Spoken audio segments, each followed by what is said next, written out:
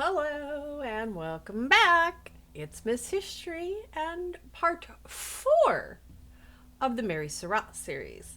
And if you've missed the first 3, I will link them in the description below. So when last we left, John Wilkes Booth and his merry gang of ragtag conspirators failed to kidnap President Lincoln, which Booth had been planning since 1864. So then they broke up, and Booth would devise a new plan, the assassination of President Lincoln. So the assassination I'm going to do in a couple of different parts because there's this whole timeline of everybody that's involved in it, including Mary. And so we're going to go ahead and get started with the timeline of events of everyone involved in the conspiracy to assassinate Abraham Lincoln. So, prior to Booth's plot to kidnap Lincoln, he was actually arrested in 1863 in St. Louis while on a theater tour after he was heard making the statement that he, quote, wished the president and the whole damned government would go to hell. He would be charged with making treasonous remarks, but would be released after taking an oath of allegiance to the Union and then paying a fine. Obviously, he would not seriously pledge allegiance to the Union, and the payment of the fine meant nothing because he still hated President Lincoln, the Republican Party, and the Union. So, in early 1865, Booth became secretly engaged to a woman by the name of Lucy Lambert Hale, who was the daughter of U.S. Senator John P. Hale.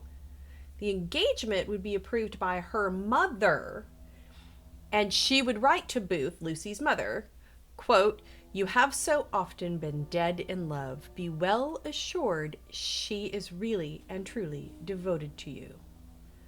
Lucy had no idea of what Booth was feeling toward Lincoln.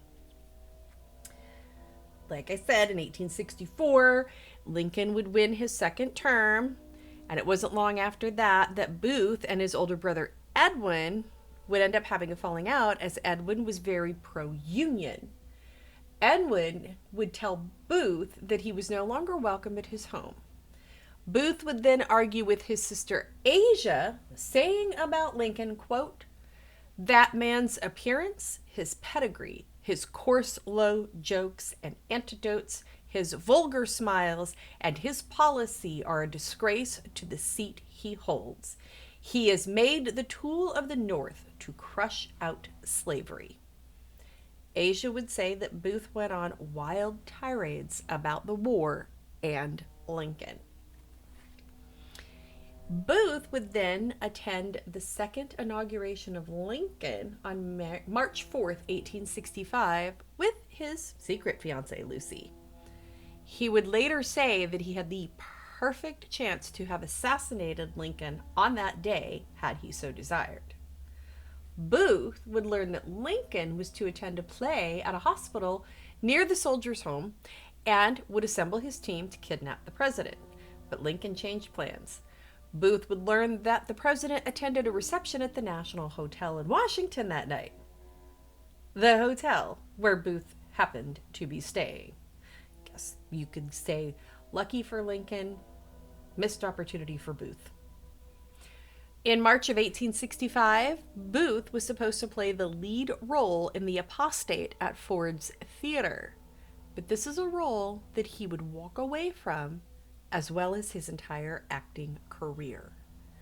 Friends never suspected Booth's inclinations were to assassinate the president. Included in this plot was that Booth would assassinate Lincoln, George Asterod would assassinate Vice President Andrew Johnson, and Payne would assassinate Secretary of State William Seward. In fact, that same month, John Jr., Asterod, and David Harold would hide 2 Spencer carbines, ammunition, and other supplies at the tavern in Surrattsville. April 3rd, 1865, Richmond would fall, with Confederate government and remaining military evacuating the city on April 2nd. Those fleeing would destroy bridges, and the last of them headed south, and warehouses on the waterfront were set on fire to keep the remaining supplies from falling into the hands of approaching Union troops. Early in the morning of April 3rd, Union troops would march with bands in front right down Main Street and into the city. As they got closer, they encountered drunken mobs and fires, but it was only the warehouse district that burned. One Union soldier said of it, "The smoke became so thick as to make it impossible to see even a few feet in advance.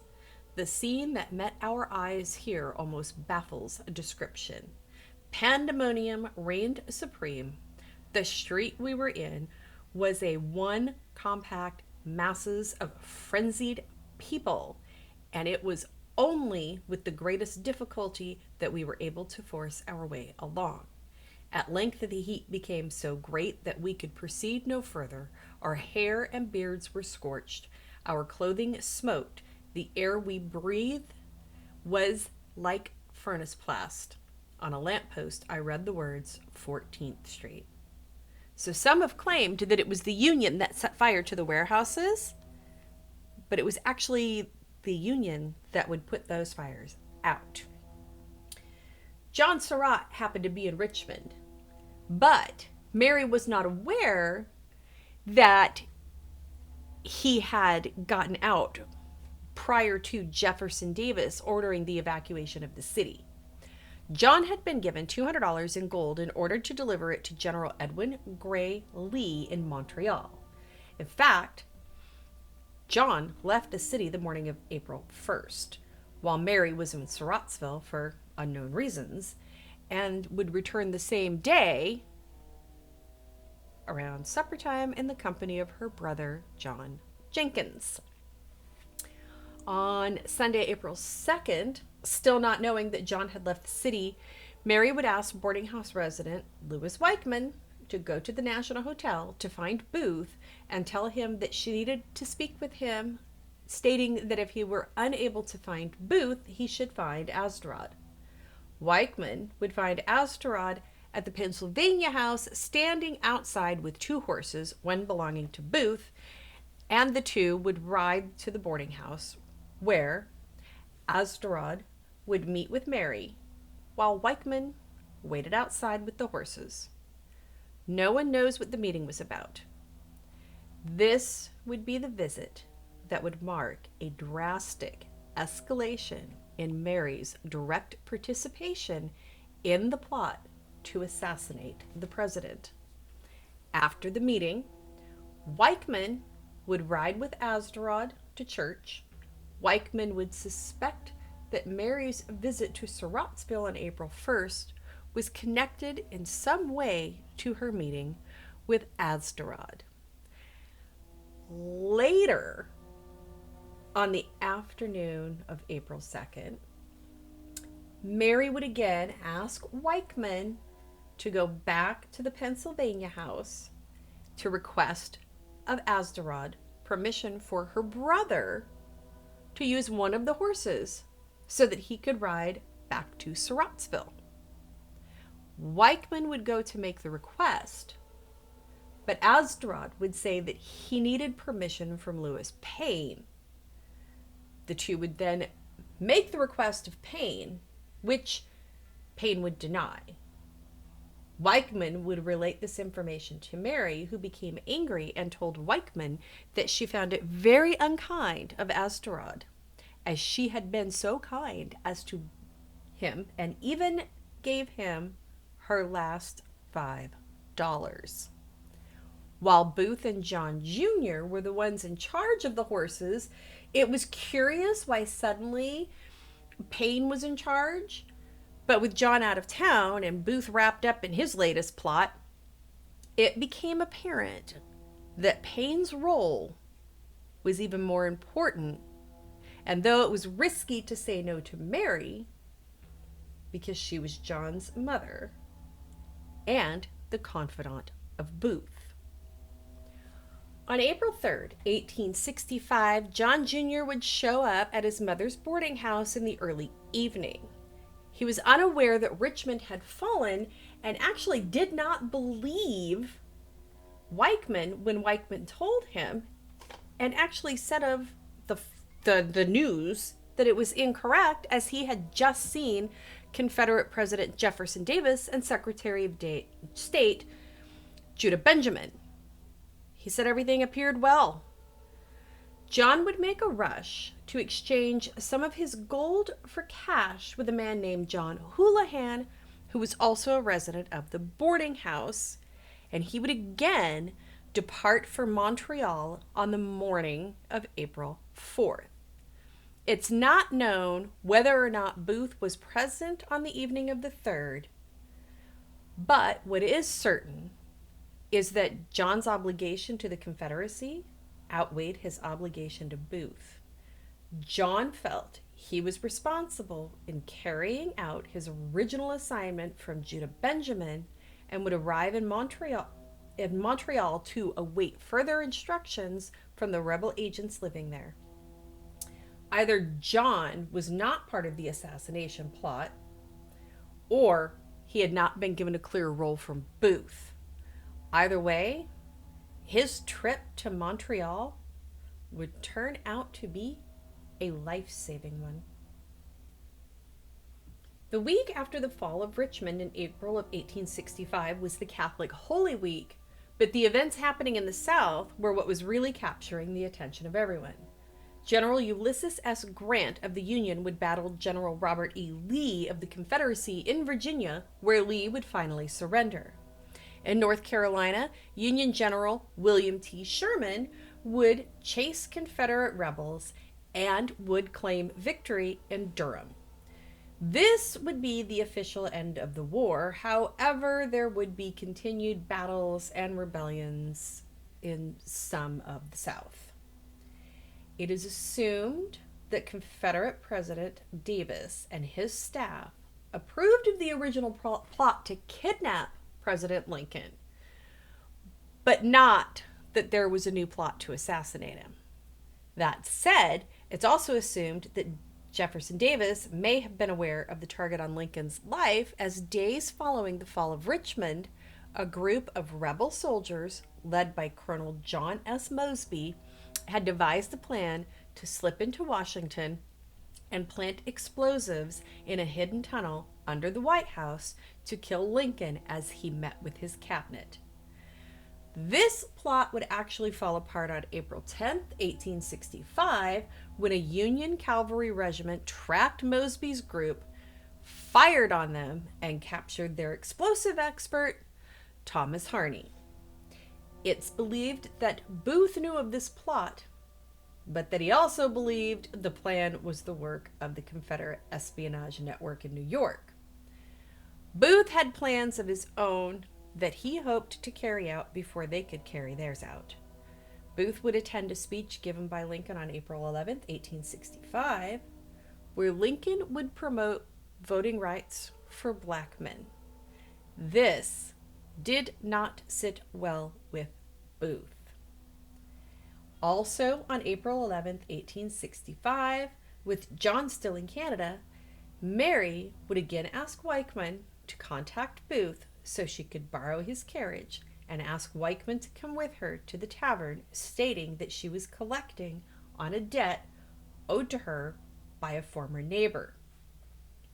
Weichman would ask Booth about the buggy, but learned that Booth had sold it. Booth in turn gave Weichman $10 for Mary to rent a buggy for the trip, which she would make. While on the way to Surrattsville, Mary and Weichman would pass another carriage on the way to Washington. It was driven by John Lloyd, the man leasing the tavern. The two carriages would stop. Lloyd would get out of his and come to speak to Mary. Lloyd would say that Mary told him to get the shooting irons ready for pickup, which he had actually forgotten about until she said something. Lloyd would tell Mary that they were hidden away in the far back, as he feared the house and tavern might be searched as it had been being watched closely. Lloyd would ask Mary about John, as he had heard rumor that soldiers were after him to arrest him for going to Richmond. Mary laughed and stated that if John were able to go to Richmond and back in 6 days without being caught, he must be a very smart man. After the conversation, Wykeman and Mary would continue to Surrattsville, where she planned to meet with John Nothey. When he wasn't there, where she thought he was going to be, she sent word that she needed to meet with him and to come see her at Bennett Gwynn's home. Bennett and his family were rebel sympathizers, with Bennett himself being one of the original witnesses to a mortgage transaction between Nothey and John Sr. in 1852. Mary and Wykeman would stay and have dinner with Bennett and his family, and then go to the tavern where Nothey was waiting. Mary would then go into the parlor area with Bennett and Nothey to take care of whatever business needed done, and then Mary would return to the carriage where Wykeman waited, and the two would return to Washington. In the meantime, John Lloyd would run into George Astorad on his return from Washington and inquire what he should do with the weapons. It's alleged that Astorad told Lloyd to bury them. So, April 14th, 1865 was Good Friday, and Mary would attend Good Friday services at St. Patrick's Church with Wykeman. Wykeman, who worked for the War Department, would then take advantage of getting the day off to observe the day, and then attend additional services at St. Matthew's Church. Wykeman planned to spend the rest of the day reading at the boarding house, but sometime around 2 that afternoon, Mary would again request that Wykeman rent a buggy and accompany her to Surrattsville to presumably collect a debt. Wykeman seemed irritated by her constant requests, but obliged to travel with her due to all of the kindness that she had been showing to him. Wykeman would rent a buggy and prepare to depart on the afternoon of April 14th. Prior to her leaving the boarding house, Booth would pay a visit and have a private meeting with her to give her a package to be delivered to the tavern. It would be a pair of binoculars for Lloyd. It's believed that Mary made the trip for Booth using her business with Nothey as a cover, because Booth needed someone to alert Lloyd to have the items stored at the tavern ready for pickup that evening. Mary was the perfect cover to get the last-minute supplies to the tavern for Booth's escape that evening. It's also believed that Booth told Astorad to visit Lloyd and have him get the guns ready, but Astorad seemed to be getting leery and uncomfortable with the plot, and he did not want to assassinate the vice president. So it's possible that Booth knew he could not trust Astorad, and this is why he asked Mary, his confidant, co-conspirator, and sympathizer, to make the trip with the message and the package. When Mary and Wykeman arrived at the tavern, Nothey was there, he was not there, so they left a note, and Nothey owed her money for land that she had leased to him, but she owed money to another man in D.C. and desperately needed the money from Nothey to settle the debt. So the note that she left at the tavern for Nothey would read, "Mr. Nothey, dear sir, I have this day received a letter from Mr. Calvert intimating me that either you or your friends have represented to him that I am not willing to settle with you for the land. You know that I am ready and have been waiting for these last 2 years, and now if you do not come within the next 10 days, I will settle with Mr. Calvert and bring suit against you immediately. Mr. Calvert will give you a deed on receiving payments." Mary would give this letter to Bennett Gwynn, who she happened to see, and she would ask him to deliver it to Nothie. But Nothie only lived 3 miles from the tavern, and so it's not known why Mary didn't just have Weichman go the extra distance. Also, Nothie had no idea that Mary was planning a trip to Surrattsville that Good Friday, and so he didn't expect to meet with her. Another thing worth noting was she gave him an additional 10 days to settle the debt, so it seemed a little odd that she would travel all the way to Surrattsville when she could have spent a few cents on postage and mailed the letter to him. Once Mary sent the letter with Bennett, she brought the wrapped package from Booth into the inn and showed it to Lloyd's sister-in-law and then placed it on the sofa in the parlor, stating that she was requested to leave it there. Mary would ask where Lloyd was, as it was 5:30 in the evening and she needed to speak with him privately. Mary was told that he had attended court in Marlborough and he hadn't yet returned. So Mary would wait for a little while until Lloyd pulled up and drove around to the kitchen with fresh fish and oysters for the tavern. While Lloyd was unloading the seafood, Mary, package in hand, walked through the house and out the door to speak with him. Lloyd's sister-in-law heard the parting words of Mary and Lloyd as Mary departed, with Mary saying, "Talk about the devil and his imps will appear." Lloyd would respond, "I was not aware that I was a devil before." Lloyd had been drinking, and in his drunken state, Mary became angry with him because, as we all know, she had issues with drunkenness.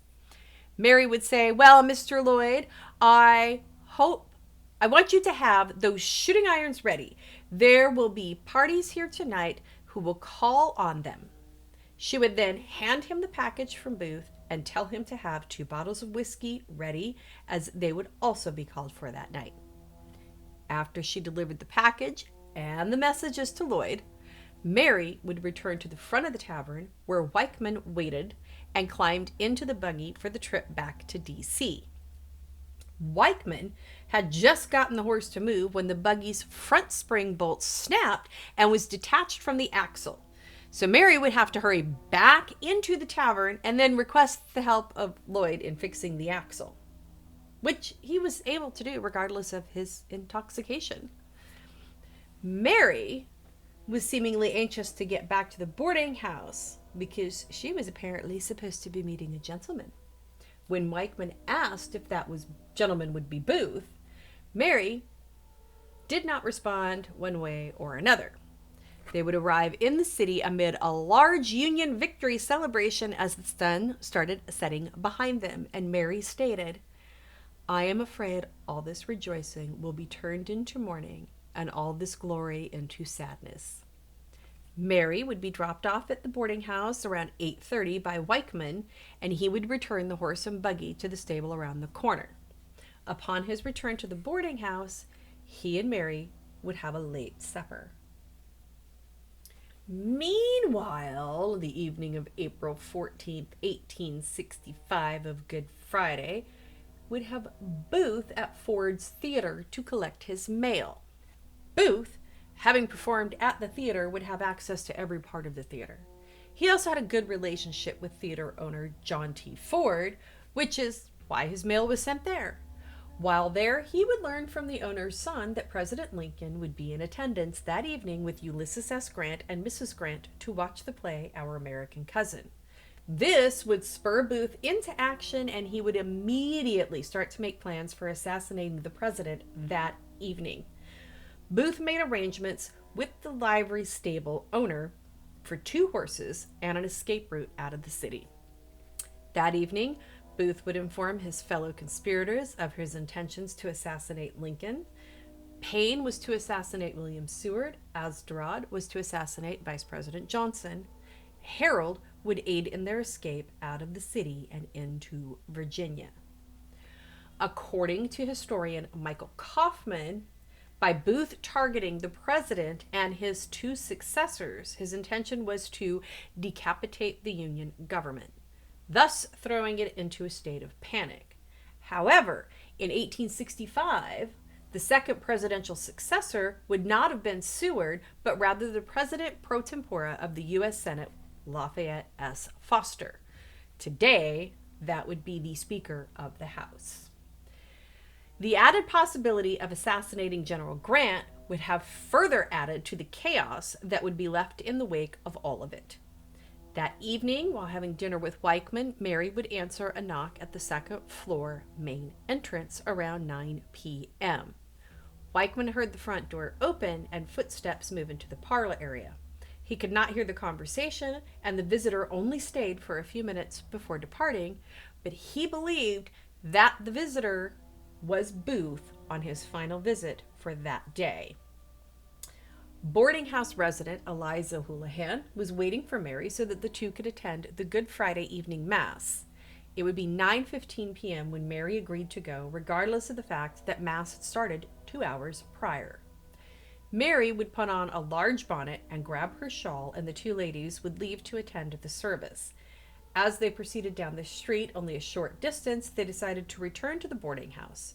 The women would pause at the top of the stairs before going back into the house in the light drizzle of rain that had started to fall. Richard Smoot would come to the boarding house to see John Jr. at around 9:30, and he noticed a woman standing on the porch, her face hidden by a large bonnet, so he couldn't see who it was. But as he started to climb the stairs, she quickly went inside and then suddenly turned around, asking who was there. Smoot announced himself and asked if John had returned yet. Mary said she thought the boat would be used that night and that Smoot would get his money in a day or two. Mary would then rush him out of the doorway, telling him to leave the city and not be seen at her house again. This would cause Smoot to become alarmed, as he felt something significant was about to happen and he wanted no part of it.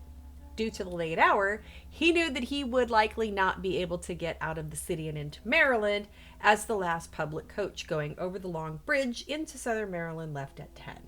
He decided to take his chances and rush to catch the coach, but he was late. So he walked to Alexandria, where he stayed for the night and would catch the first coach in the morning.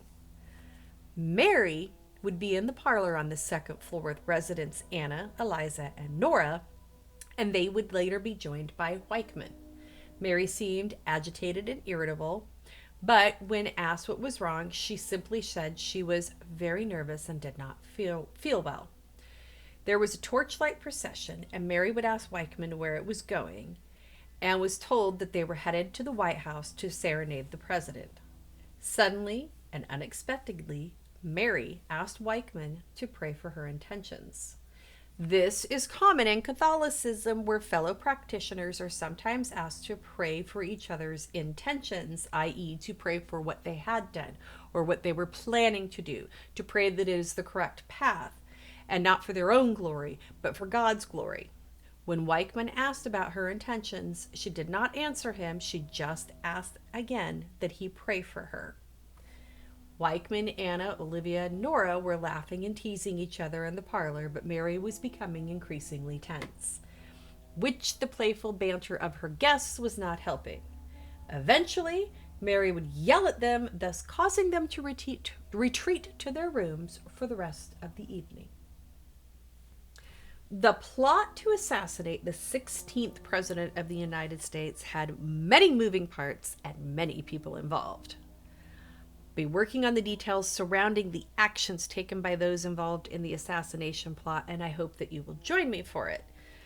Don't forget to like, comment, and subscribe, and I will see you in the next part where we will discuss the assassination of Abraham Lincoln.